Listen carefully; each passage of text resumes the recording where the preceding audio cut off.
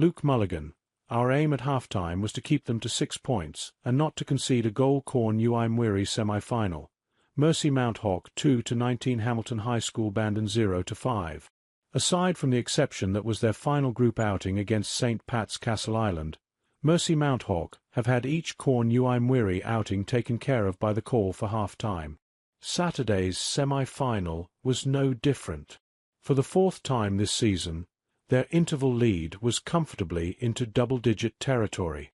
Mount Hawk's 1-13-0 to 1 uncatchable half-time advantage was not quite the 21-point margin they'd run up on Rochestown last time out, but still bettered the 13-point leads they'd put on both Abbey CBS and Skibbereen in the group phase. Returning each time to the dressing room, Mount Hawk know the job is done. The second half is mere window dressing, an almost inconvenience of a half hour. So, what can management do to keep players in tune and in focus going back out for that superfluous second period? What they can do, and what they are doing, is to set second-half targets for their players. At halftime in Mallow, and with Bandon having just 1 point on the board after a massively frustrating opening half into the elements, the Mount Hawk mentors told their charges they weren't to allow the opposition finish with a total greater than 0-6. Challenge accepted, said the Mount Hawk students. Challenged bested too, the Mount Hawk students holding Bandon to 4 second-half points and 5 in total. Our aim at half-time was to keep them to 6 points and not to concede a goal. In the quarter-final, we were very disappointed at conceding the 5 goals, 4 of them late on. The scoreline looked poor on ourselves after having such a fine performance. That was probably the most positive thing today, that we kept going for 60 minutes, said Mount Hawk selector Luke Mulligan.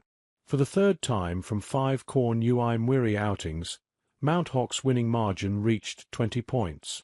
Paddy Lane's 1-11 went damn close to matching the quarter-final 2-12 he kicked at the same venue. His total has now reached 7-38 2-19 from the placed ball.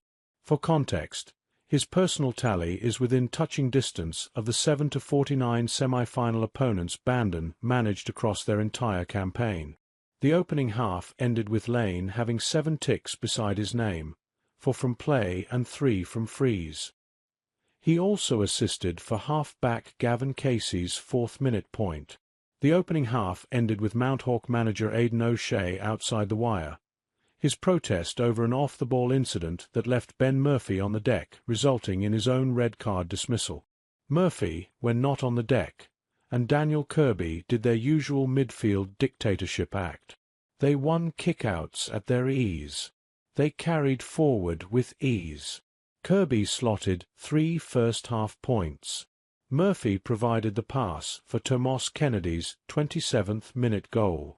Murphy's typically assertive showing was rewarded with 2 second-half points. Kirby won the 44th-minute penalty that Lane stuck away. This quartet, as ever, led the destruction. The SEM's final planning must begin and finish with this quartet. While the reigning champions will enter that decider, to be played the weekend after next, as the strongest of favourites, one expects they might finally get some sort of a challenge to their title defence. One expects they won't have to set half-time targets to keep themselves preoccupied for the second period. Having edged Tralee CBS to win their maiden crown 12 months ago, the chance is now there for Mount Hawk to overcome on the concluding afternoon the one school ahead of the Green on the Roll of Honour.